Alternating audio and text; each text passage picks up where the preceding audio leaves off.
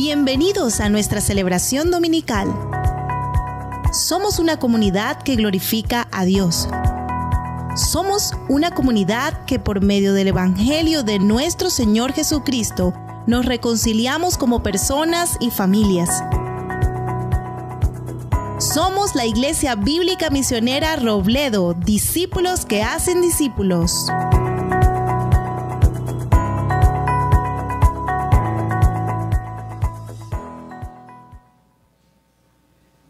Bueno, vamos a abrir nuestras Biblias en el libro de los Salmos, Salmo 115.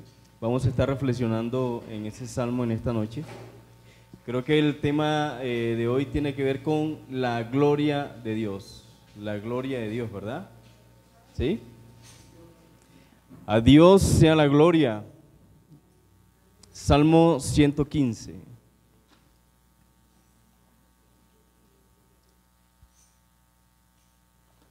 Bueno, ¿y cómo están? ¿Bien? Bueno, me alegra mucho. Bueno, yo estoy aquí con un terrible dolor de espalda, pero bueno, ahorita se me pasa con los abrazos y todo lo demás, ¿sí o no? Ahora que soy más carpintero que pastor, le digo yo a la gente, soy como un 80% carpintero y 20% pastor. No, mentira. No, pero sí. ¿Cómo? Cuidado, ¿sí o no? Y cuando me estaba arreglando me dice mi hija, papi, ¿y tú sí sabes de qué vas a predicar? Y yo, claro, ¿sí? Voy a predicar de los errores de cálculo que tuvo Noé en la madera cuando construyó el arca, ¿sí o no? Ese es un tema bíblico. Vamos a estar en el Salmo 115 y vamos a estar hablando sobre la gloria de Dios. ¿Estamos ahí? Realmente vamos a estar utilizando dos pasajes. Vamos a estar en el Salmo 115 y luego vamos a ir a Romanos capítulo 8. Y son dos pasajes que ustedes realmente conocen, ¿verdad? Todos hemos leído alguna vez el Salmo 115, que tiene que ver con los ídolos, ¿verdad? Con la idolatría, y en algún momento se lo hemos leído por ahí algún amigo querido católico, ¿sí? Y este es como la punta de lanza para hacerle la batalla a nuestros hermanos católicos, pero realmente el Salmo, aunque toca el tema de la... Muchas gracias, hermano Gabriel.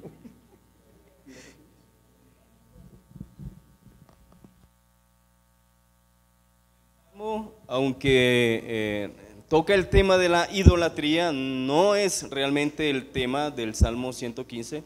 El tema del Salmo 115 es la gloria que merece nuestro Dios por lo que Él es y por lo que Él ha hecho, ¿sí?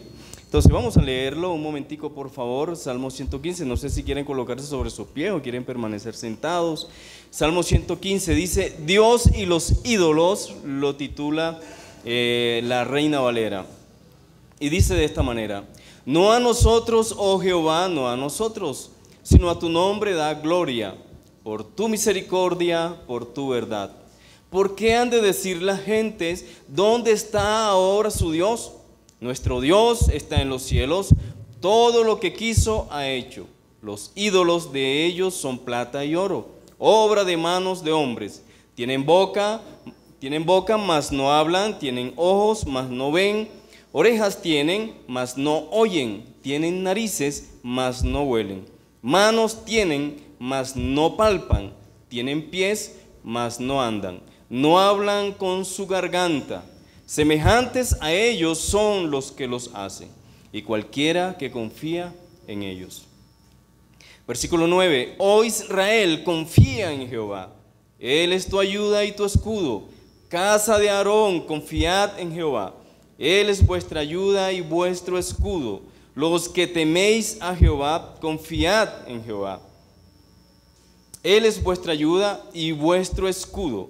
Versículo 12, Jehová se acordó de nosotros, nos bendecirá, bendecirá a la casa de Israel, bendecirá a la casa de Aarón, bendecirá a los que temen a Jehová, a pequeños y grandes. Aumentará Jehová bendición sobre vosotros y sobre vuestros hijos. Benditos vosotros de Jehová, que hizo los cielos y la tierra.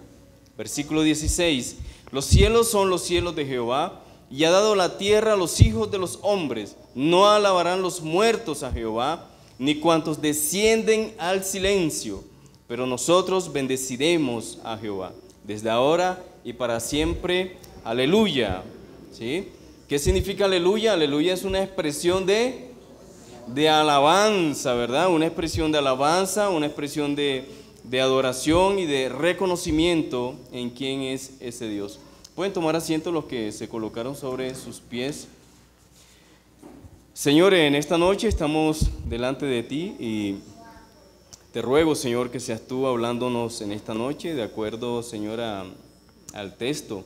Permite que tu Espíritu Santo sea ilustrándonos y enseñándonos lo que necesitamos saber en esta relación que guardamos contigo, Señor, hasta el día en que tú vengas, donde tendrá lugar todo lo perfecto, Señor, y entraremos a tu presencia y entraremos a tu gloria de forma completa, de forma perfecta, Señor. En el nombre de Jesús, Señor, te lo ruego con acciones de gracias. Amén y amén. Bueno, este salmo yo lo he dividido en tres partes. La primera parte va del versículo 1 hasta el versículo 8. Y en esa parte encontramos al Dios verdadero, ¿sí? El primer punto es el Dios verdadero, versículo 1 al 8.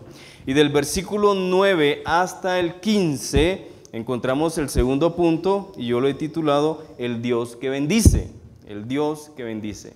Y del versículo 16 al 18 es el tercer punto y es el Dios que debe ser alabado, ¿sí? El Dios verdadero, el Dios que bendice y el Dios que debe ser alabado.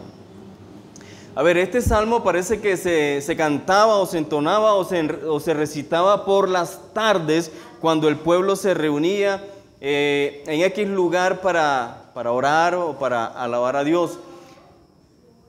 Algunos dicen que este salmo se recitaba o se escribió o se editó en el tiempo del exilio, en el tiempo en que el pueblo estaba siendo azotado, estaba siendo avergonzado, en el tiempo en que la gente, sobre todo el pueblo de Babilonia, se burlaban y se reían del pueblo a causa del exilio, a causa de la esclavitud a la que estaban sometidos, ¿sí? Y una evidencia de eso es el versículo 2. ¿Por qué han de decir las gentes, ¿dónde está ahora tu Dios? ¿Dónde está el Dios de ustedes? Muéstrenlo, porque no hay evidencia de que el Dios los esté respaldando. Fueron sometidos, fueron esclavizados, ¿verdad? Están siendo abusados. Es un pueblo sin tierra, es un pueblo sin templo, es un pueblo sin identidad. ¿Dónde está el Dios de ustedes? Porque parece que no los está escuchando o no escucha sus oraciones o no les está respaldando o no les está cuidando. Entonces, el pueblo parece que entra a la presencia de Dios con esa pregunta. Señor, ¿por qué la gente tiene que decir esas cosas? ¿Por qué dejas que la gente se burle de esa manera? ¿Por qué dejas que tu gloria y el reconocimiento que te mereces como nuestro Dios sea pisoteado?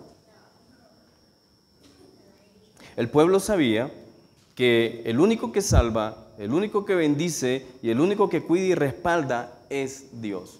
La salvación le pertenece a nuestro Dios por derecho propio. Eso lo dice el versículo 1, no a nosotros. Dice el pueblo, no a nosotros. A nosotros no nos compete el salvarnos a nosotros mismos. No a nosotros, sino a tu nombre, da gloria. Tú eres el Dios que salva, tú eres el Dios que bendice. Nosotros no podemos salvarnos a nosotros mismos, nosotros no podemos autobendecirnos.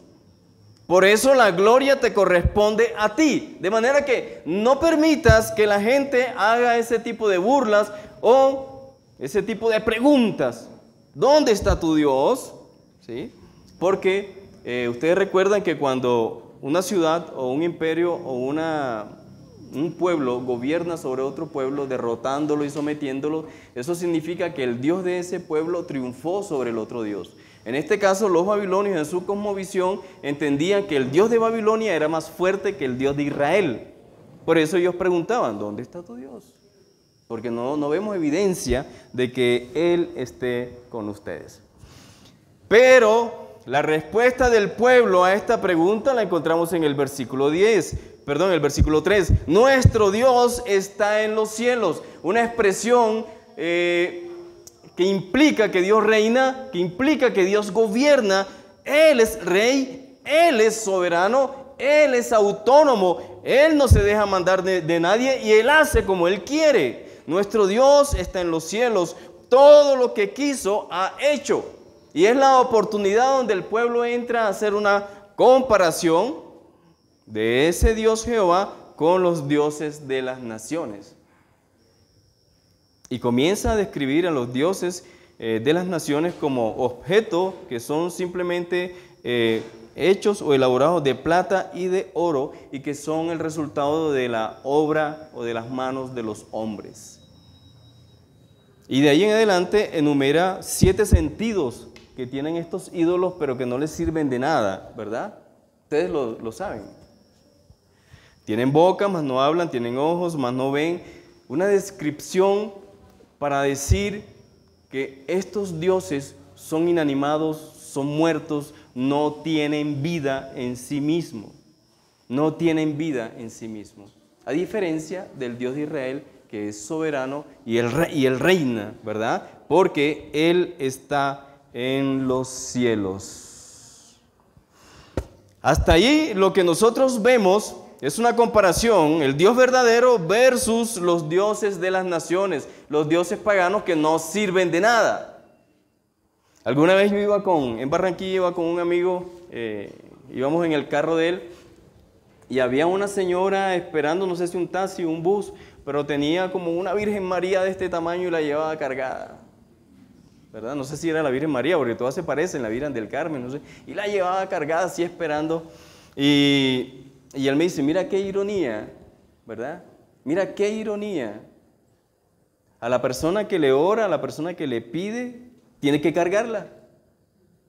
Tiene que cargarla. Y parece que esta era la descripción que hace el salmista, ¿verdad? Al enumerar estas 7 características que hay en los ídolos, pero que no sirven de nada, absolutamente de nada. Entonces, el Dios verdadero es un Dios vivo, es un Dios que gobierna, es un Dios que salva y es un Dios que bendice.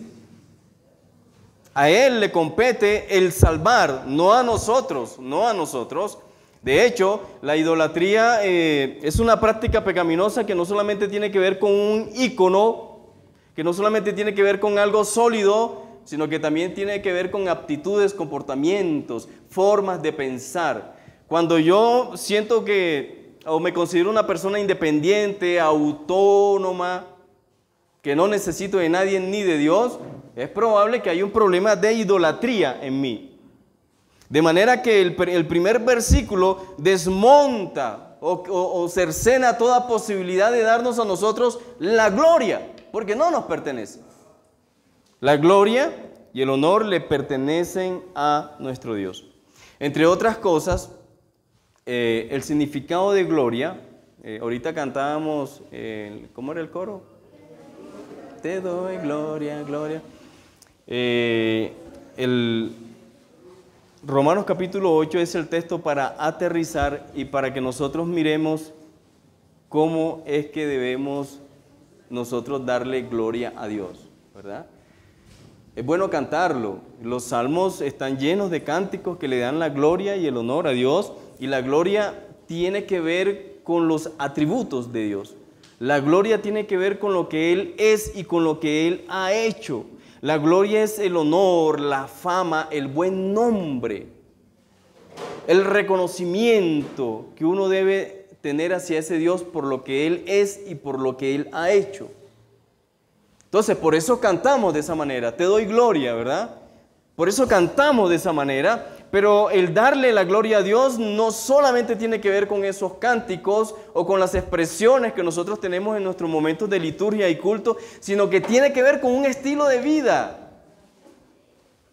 Con un estilo de vida. Y para eso es el aterrizaje en Romanos capítulo 8. Entonces, en estos primeros versículos, del 1 al 8, encontramos la comparación que hace el salmista del Dios verdadero y los ídolos, pero también encontramos esa confianza que tiene el pueblo en el Dios verdadero, en el Dios que salva, en el Dios que bendice, ¿sí? y la certeza de que la gloria le pertenece únicamente a ese Dios. Del versículo 9 al versículo 15, nosotros encontramos al Dios que bendice. Imagínense ustedes a ese pueblo sin identidad, sin tierra, sin templo, sometido por un pueblo más poderoso, las personas o la gente de ese pueblo babilonio burlándose del pueblo, y no solamente burlándose del pueblo por su condición, sino también burlándose del Dios de este pueblo. Y las voces en este salmo, o la voz de este salmista se levanta para dar ánimo al pueblo, para levantar el ánimo al pueblo y para traer esperanza al pueblo. Resulta que este Dios es amplio en bendecir. Resulta que este Dios no tiene límites en la manera en cómo Él bendice, ni hace acepción de persona tampoco. Y el salmista enumera tres grupos en el versículo 9, el versículo 10 y el versículo 11, enumera tres grupos sobre los cuales esta esperanza y esta confianza debe estar ahí, debe ser palpable, debe ser hecha vida esa confianza. Y el salmista anima al pueblo de Israel y le dice: Israel, confía en Jehová. El primer grupo al cual se refiere el salmista es al pueblo de Israel. Israel, confía en Jehová, por favor. Y luego como que mira hacia un lado y ve al sacerdocio o a la clase sacerdotal y dice: casa de Aarón, confíen en Jehová, por favor. Y no solamente el pueblo y la clase religiosa o el grupo de sacerdotes debían de confiar en Jehová, sino todo aquel que quiera colocar su fe, todo aquel que quiera colocar su confianza y todo aquel que quiera temer a Jehová. Será la bendición sobre todos aquellos que teman a Jehová. Él es tu ayuda y Él es tu escudo. ¿Cuántas veces se repite en estos tres versículos? Él es tu ayuda y tu escudo. ¿Cuántas veces se repite? Se repite 3 veces. Al pueblo de Israel el salmista le dice: Dios es tu ayuda y es tu escudo. A los sacerdotes le dice lo mismo: Él es la ayuda de ustedes y es vuestro escudo. Y a todo aquel de manera general que confía en Dios, Dios también es ayuda y es escudo. Está escrito de manera poética y repetitiva porque a nosotros se nos tiende a olvidar que el único ayudador y el único escudo es nuestro Dios. Esta mañana me pasó algo curioso. Yo vengo luchando con una situación de confianza en Dios, donde he tenido mis momentos duros con Él. Y esta mañana estaba en el taller con Lucas. Abrimos para comenzar a trabajar y el vecino de enfrente, que se llama Alonso, es católico y anda con un, ¿cómo le llaman a eso? Crucifijo, camándula, no sé, algo, él anda con su Cristo aquí, ¿verdad? Y él todas las mañanas cruza y nos saluda. Pero esta mañana fue algo curioso. Cuando se despidió, fue un saludito rápido, cuando se despidió, me dijo: pilas, agarrados de Dios todos. Lucas, agarrados de Dios. Y eso fue una cachetada para mí.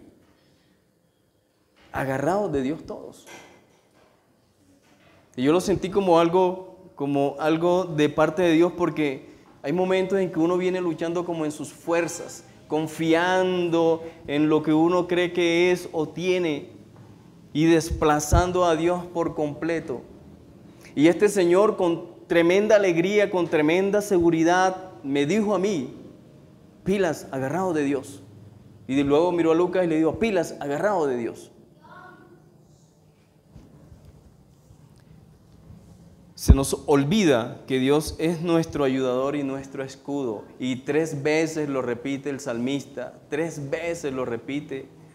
Acuérdate, por favor, casa de Israel, casa sacerdotal y todo aquel que me escucha, dice en el versículo 11, todo aquel que tema a Jehová, confíe en Jehová. porque Él es el único que ayuda y Él es el único que es escudo. Más nada. ¿Sí?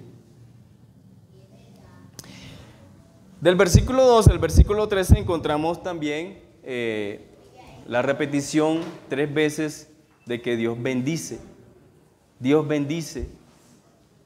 Dios bendice. Dios te bendecirá. Versículo 12.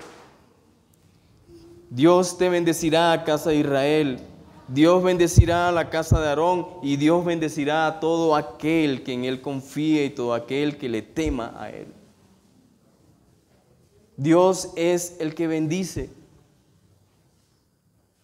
¿Cuánto tiempo permaneció el pueblo de Israel en cautiverio en Babilonia? ¿Se acuerdan?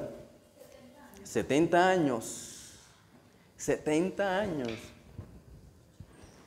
70 años donde el pueblo luchó con el silencio de Dios.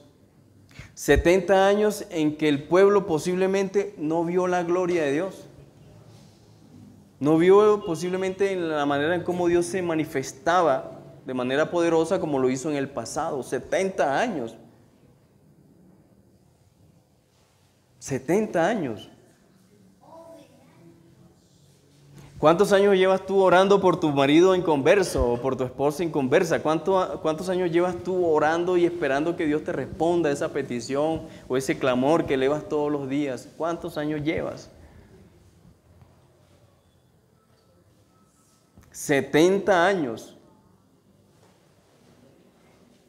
Y es posible que nosotros nos muramos, ¿verdad? Y nos acontezca como ocurrió con los héroes de la fe en Hebreos capítulo 11. Es posible que nos muramos y que no veamos algunas cosas cumplidas. Es posible que nos muramos y que no veamos algunas de nuestras oraciones y clamores contestados.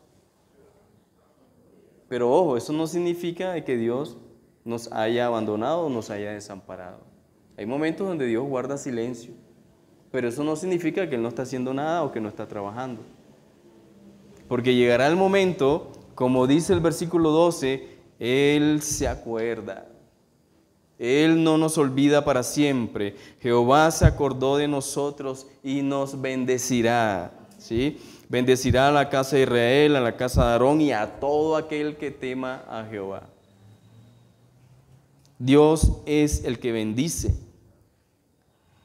y te multiplica, ¿verdad? Versículo 14 al 15, aumentará Jehová bendición sobre vosotros y sobre vuestros hijos. Bueno, ¿cuántos años han pasado desde que Dios llamó a Abraham en Génesis capítulo 12 y le dice que lo iba a bendecir, que lo iba a hacer un gran pueblo, una gran nación, ¿verdad? Que lo iba a enriquecer. ¿Cuántos años han pasado? ¿Cuánto? Como 5,000. Como 5,000 años. Yo diría que como unos 6,000 más o menos, ¿verdad? Más o menos son los cálculos. Y Dios todavía sigue cumpliendo esa promesa sobre cada uno de nosotros. Y la seguirá cumpliendo sobre nuestros hijos, ¿verdad? Dios es un Dios de palabra, Dios es un Dios fiel, ¿sí? Dios es un Dios que es creador de todas las cosas. Parte final del versículo 15. Ese Dios fue el que hizo los cielos y la tierra. Ese Dios no está muerto como los ídolos de las naciones, como los ídolos de las naciones paganas. Ese Dios es el creador de todas las cosas. Ese Dios habla, ¿sí? Ese Dios ejecuta, ese Dios se mueve, ese Dios tiene vida propia. Del versículo 16 al versículo 18 encontramos la parte o el tercer punto sobre que ese Dios debe ser alabado. Debe ser alabado. Y usted dirá, pero es que yo alabo al Señor, todos los días pongo alabanza, ¿verdad? En el radio y canto y alabo al Señor y todo lo demás. Bueno, esa no es la única manera en que nosotros alabamos a Dios o le damos gloria a Dios. No es la única manera. Entre otras cosas, ¿qué significa gloria o qué significa gloria de Dios? ¿Qué entiende usted por la gloria de Dios? Yo lo expliqué.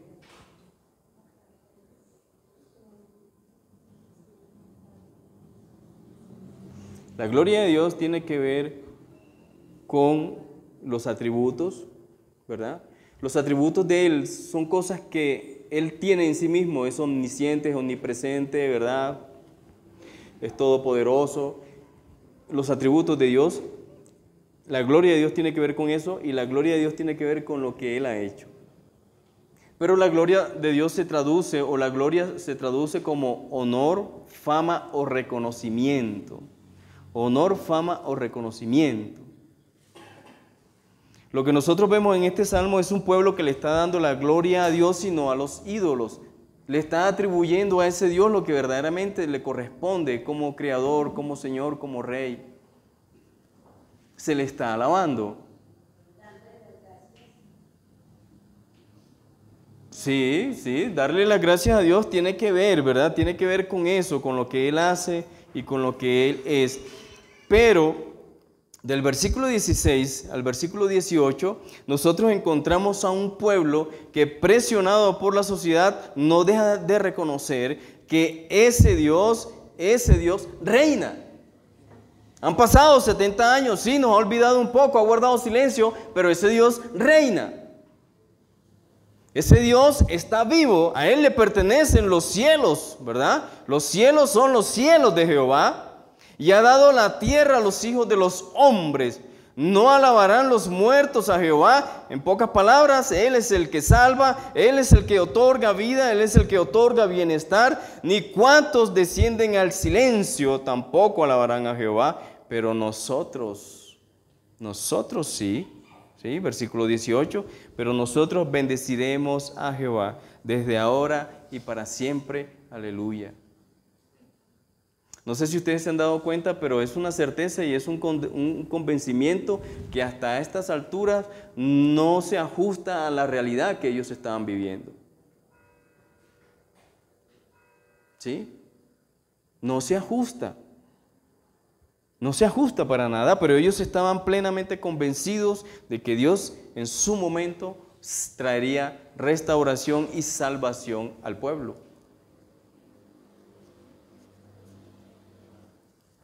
Vamos a Romanos capítulo 8.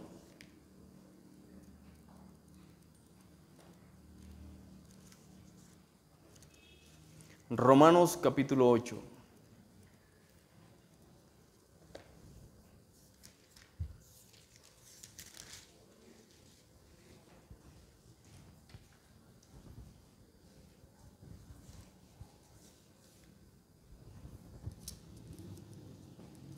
Romanos capítulo 8. ¿Estamos ahí? Vamos a aquel pasaje que tanto recitamos y que tanto nos gusta, ¿verdad? Versículo 31 en adelante. Pero antes de eso, en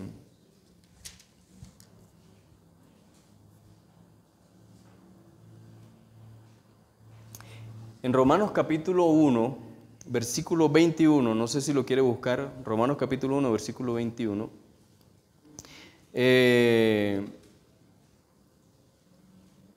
Parte del pecado,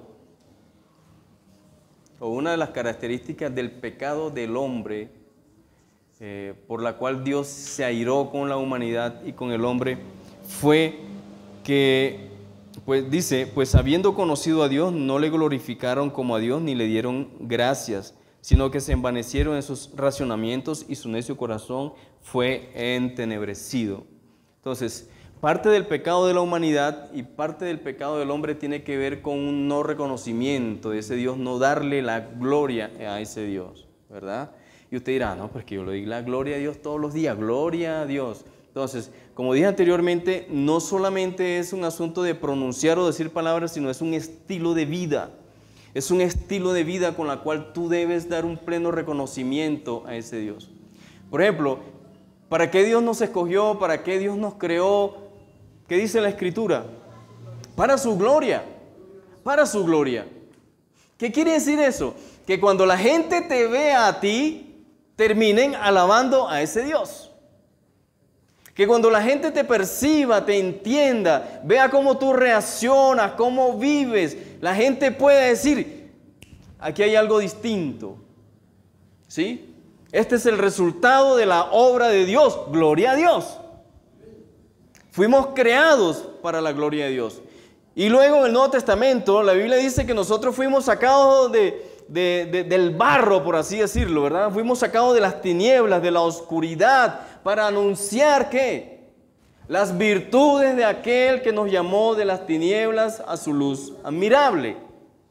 Ahora, no solamente como portavoces, sino con la manera en cómo nosotros vivimos. ¿Sí me estoy dando a entender? Entonces, el darle la gloria a Dios o reconocer que la gloria le pertenece a Dios, no solamente es algo que es verbal, o es algo que usted pronuncia, es algo que usted irradia, es algo que usted vive, evidencia y da a conocer a las demás personas.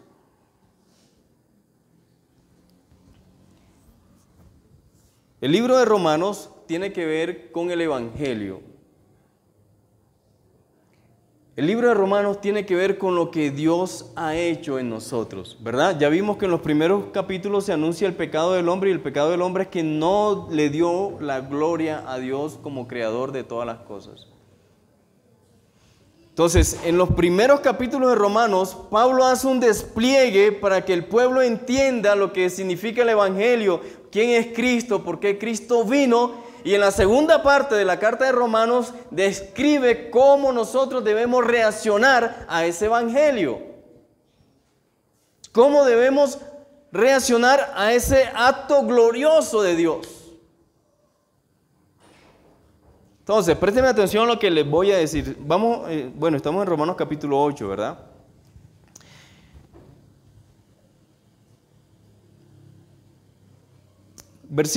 Vamos a leer desde el 29, dice de esta manera: porque a los que antes conoció, también los predestinó para que fuesen hechos conforme a la imagen de su Hijo, para que Él sea el primogénito entre muchos hermanos. Y a los que predestinó, a estos también llamó. Y a los que llamó, a estos también justificó. Y a los que justificó, a estos también glorificó. A estos también glorificó. A esto se le conoce como la cadena de la salvación, ¿verdad? Primero Dios te conoció, luego te predestinó, luego te llamó, luego te justificó y luego te glorificó. ¿Sí? Glorificar tiene que ver con el acto de Dios de introducirnos a su gloria. ¿Sí? Introducirnos a su gloria en una plena relación con Él. Cuando Jesús dice, antes de su muerte y antes de ser crucificado: Señor, glorifícame ahora tú como yo te he glorificado a ti. Glorifícame ahora a mí. Me espera la muerte, pero yo espero que me glorifiques. Cuando Jesús está expresando eso es: Señor, yo sé que debo padecer la cruz y voy a pasar la cruz, pero no me dejes ahí. Llévame por favor contigo a tu presencia. Ese es el gozo del cual habla la carta a los Hebreos. Ese gozo que fue puesto delante de Jesús, que le permitió sufrir la cruz. El saber que más tarde estaría con su papá. Sería introducido a la presencia del mismo Dios glorioso. Présteme atención a lo que le voy a decir. Este acto de ser glorificado no es algo que Dios va a hacer en el futuro, sino es algo que ya Él hizo y que estamos viviendo. Pero que estamos viviendo como de manera parcial, no completa. Aquí se le ha hablado algunas veces de lo que se conoce como el ya, pero todavía no. ¿Sí? Tú eres salvo, pero todavía no, porque estás siendo salvo cada día. ¿Sí? Estamos esperando que venga el cumplimiento de lo perfecto. Estamos esperando la manifestación gloriosa del Hijo de Dios, donde todo se cumplirá de manera perfecta y cabal. Ojo con esto. Dios nos ha introducido en su gloria, pero no es un acto que va a hacer después, sino es algo que ya hizo y que estamos viviendo. ¿Sí? Nosotros estamos viviendo la gloria de Dios. Su presencia, su compañía, su respaldo. Estamos celebrando una relación con Él. Hemos sido introducidos en su gloria. Hemos sido glorificados. Hemos sido glorificados. Entonces ahora vamos a los versículos 31. ¿De qué manera tú no celebras la gloria de Dios? ¿De qué manera tú no glorificas a Dios? ¿De qué manera tú no le das la gloria a Dios? Porque es posible que aquí estábamos cantando, ¿cómo es la canción? Te doy gloria, gloria. Y la batería, bomba, te doy gloria. Cuando salimos, estamos pensando en la deuda, estamos pensando en la enfermedad, estamos pensando en que la hipoteca de la casa, estamos pensando en una serie de cosas que nos roban la paz, el gozo y la tranquilidad. Entonces, présteme atención a esto. Cuando tú has sido introducido en la gloria de Dios se manifiesta en el triunfo sobre las adversidades, versículo 31. ¿Qué pues diremos a esto? Dice Pablo, si Dios nos llamó, nos escogió, nos predestinó y nos ha rodeado de su gloria, ¿qué pues diremos a esto? Si Dios es por nosotros, ¿quién contra nosotros? Si Dios es por nosotros, ¿quién contra nosotros? Es el triunfo sobre las adversidades.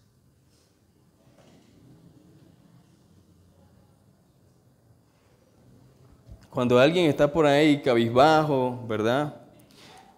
Atormentado, afanado, angustiado, con un corazón turbado a causa de lo que le puede estar aconteciendo, son momentos en que no le estamos dando la gloria a Dios. Présteme atención a esto. No estoy diciendo de que sea pecado, porque esas son emociones genuinas de nuestro ser. Pero nosotros hemos sido llamados como el pueblo del Salmo 115. ¿Somos llamados a qué? A confiar. Somos llamados a confiar. Y 3 veces lo dice, confía, confía, confía. Dios es tu escudo, Dios es tu salvador. Confía. Entonces, nosotros podemos experimentar la duda, el temor, la angustia, la turbación, pero no por periodos largos de tiempo. No permitir que eso se apodere y se extienda en nosotros. Si tú estás seguro de que Dios te llamó, te escogió, te salvó, te justificó, perdonó tus pecados y te ha glorificado con su presencia, te ha rodeado de su gloria, entonces, dice Pablo, ¿quién puede estar contra nosotros? Entonces, si te das cuenta de que nosotros a veces damos la gloria a Dios, pero la manera en que vivimos no le da la gloria a Dios, porque la manera en que vivimos desmiente el poder, la soberanía, el hecho de que ese Dios es escudo. Y cuando tú vives de esa manera, la gente que dice, como los babilonios, ¿verdad? Bueno, y entonces si tú no eres cristiano, tú no confías en Dios, tú no vas a la iglesia. Bueno, y es que tú no oras. ¿Sí? Entonces la gente no termina por darle la gloria a Dios si vives de esa manera. La gloria de Dios se manifiesta también en el triunfo sobre las necesidades. Versículo 32. El que no escatimó ni a su propio Hijo, sino que lo entregó por todos nosotros, ¿cómo no nos dará también con Él todas las cosas? El que entregó a su Hijo Jesucristo no es capaz de darte una libra de arroz, ¿cómo que no?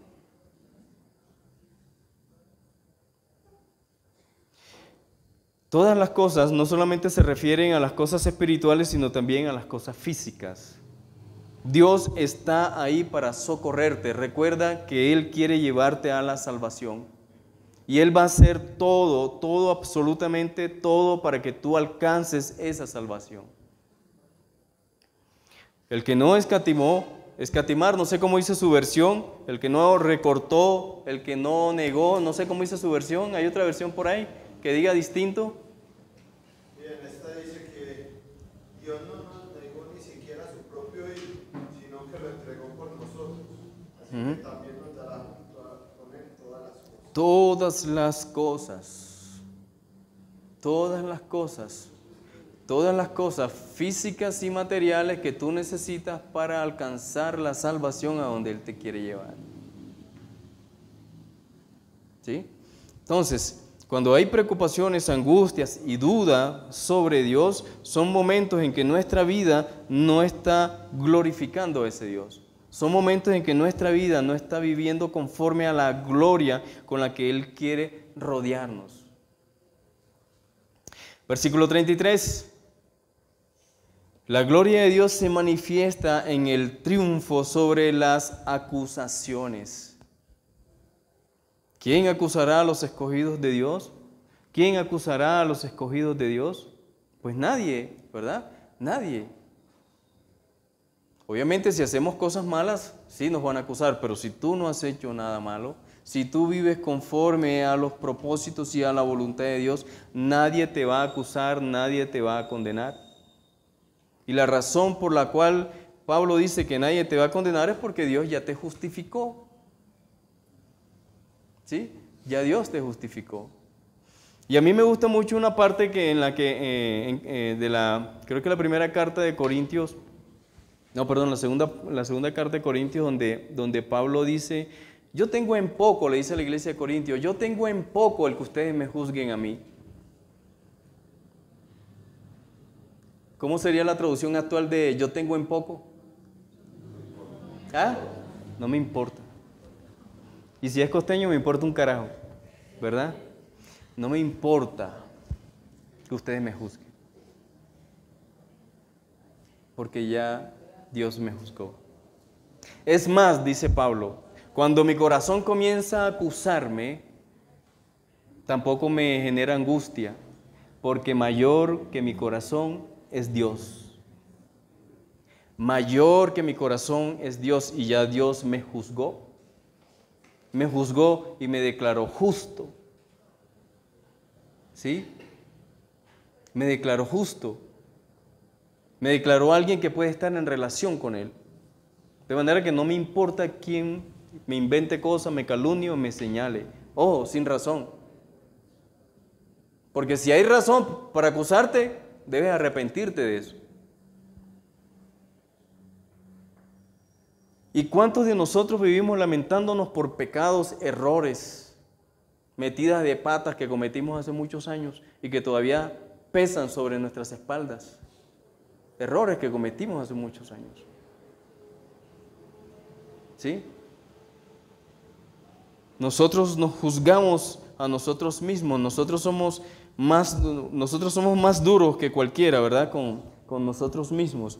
Entonces, la manifestación de la gloria de Dios o la gloria de Dios se manifiesta en el triunfo sobre las acusaciones. Si eres alguien que todavía llevas la culpa de tus pecados pasados en tus espaldas, no estás celebrando la gloria de Dios y no estás viviendo conforme a la gloria de Dios, ni tampoco le estás dando gloria a Dios. Porque si yo todavía lucho con el pecado que tuve hace 20 años, yo puedo decir, Señor, sí, tú dices que me perdonaste, pero yo creo que no. Mi pecado es tan horrendo y tan terrible que ni tú puedes perdonarlo. Entonces tú no eres tan perdonador como... Entonces no le estoy dando gloria a Dios como aquel que nos justifica y que perdona nuestro pecado. Y la manifestación de la gloria de Dios o la gloria de Dios se manifiesta en el triunfo sobre la separación, versículos 35 y 39. ¿Quién nos separará del amor de Cristo? Tribulación o angustia o persecución o hambre o desnudez o peligro o espada, como está escrito, por causa de ti somos muertos todo el tiempo, somos contados como ovejas de matadero. Antes, en todas estas cosas somos más que vencedores, por medio de aquel que nos amó. Por lo cual estoy seguro de que ni la muerte, ni la vida, ni ángeles, ni principados, ni potestades, ni lo presente, ni lo porvenir, ni lo alto, ni lo profundo, ni ninguna otra cosa creada nos podrá separar del amor de Dios, que es en Cristo Jesús, Señor nuestro. Entonces, así vive una persona que celebra la gloria de Dios. Así vive una persona que ha sido introducido en la gloria de ese Dios. Y fíjense que en Pablo no hay reconocimiento alguno. En Pablo no se está dando la gloria por nada en lo que él está diciendo. Todo se debe a la obra de Dios en Cristo Jesús. Y el deseo de Pablo es que vivamos conforme a esa realidad y conforme a esa obra. Entonces, si estamos en las 5 solas, ¿verdad? Donde la última, por así decirlo, es darle la gloria a Dios, no solamente es con palabras, no solamente es cuando entonamos las canciones, es cuando vivimos para la gloria de Dios, superando adversidades, escasez, enfermedad, temores, miedos a la separación de ese Dios. Vivimos celebrando la gloria de Dios cuando confiamos, cuando nos caracteriza la seguridad en ese Dios. Vamos a colocarnos sobre nuestros pies.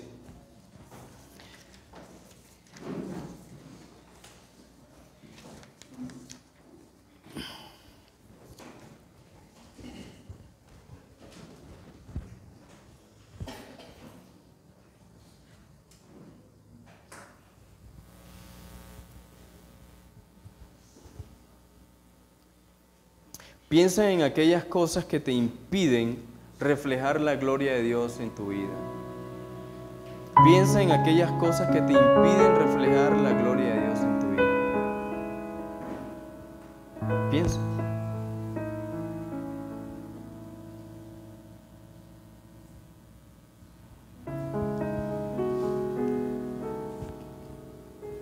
¿Piensas más en ti que en Dios? ¿Tú deseas ser el centro de atención y no Dios?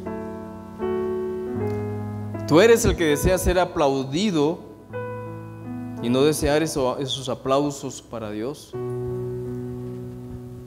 ¿Te robas los elogios y las alabanzas de lo que tienes o haces en vez de darle la gloria a Dios?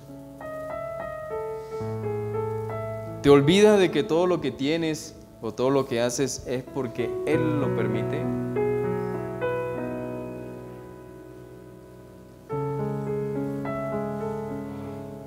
La pregunta más difícil es, las personas que nos rodean, sea en el estudio, en el colegio, en el trabajo, los vecinos, esas personas ven a Dios en ti. Esas personas pueden percibir a un Dios glorioso en ti. O más bien tu vida lo que provoca en ellos es rechazo y apatía hacia ese Dios.